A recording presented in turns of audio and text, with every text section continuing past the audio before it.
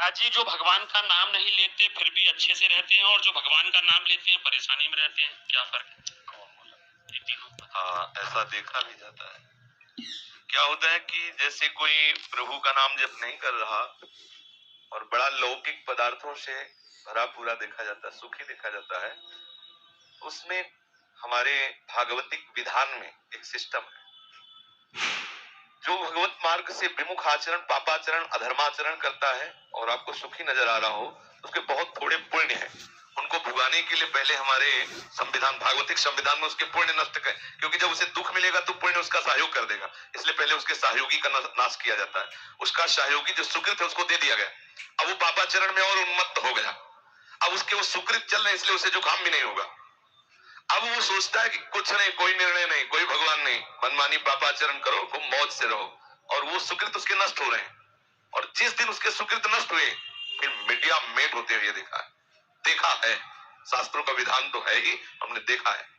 एक ठाकुर रामबली सिंह जमींदार आसपास बंदूक लेके चलते, ऐसा बच्चापन में वो देखा हमने। वो ऐसे मतलब अपने गर्भ में रहते थे, किसी को कुछ नहीं मानते थे। एक गरीब ब्राह्मण था जिसकी उन्होंने संपत्ति का अपहरण किया।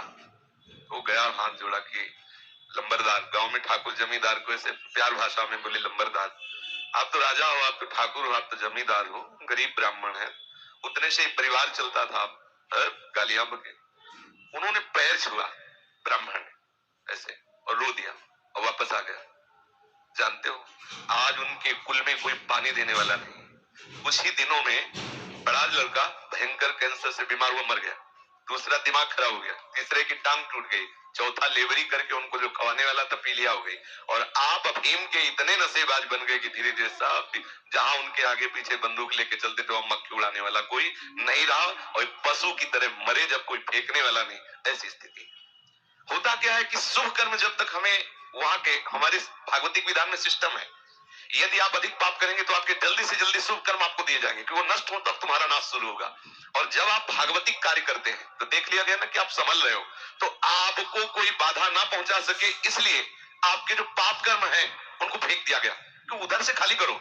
जो उसके शत्रु पक्ष के पाप कर्म जमा है उसको नष्ट करने के लिए उनको भेजो, क्योंकि इस समय धर्म निष्ठा में है, ये पचा जाएगा। तो उसके पाप कर्म आते हैं और धर्म में प्रबल होकर के उन पाप कर्मों को भोगता है, धर्मात्मा बन के चलता है। जिस दिन उसके पाप नष्ट हुए वो सुकृत और ये वर्तमान के सुकृत मिल गए, उस दिन जय हो जाती है उसकी, कोई पराजय सजयति त्रिभुवन में उसकी जय जयकार हो जाती है, और उस पापात्मा का ऐसा नाश होता है, कोई पानी देने वाला नहीं मिलता। ऐसा नहीं है कि पापी पुरुष मौज से है और धर्मात्मा कष्ट से है, उसके रहस्य को नहीं जानते, इसलिए तुम्हें ऐसा लगता है। समझ पा रहे हो?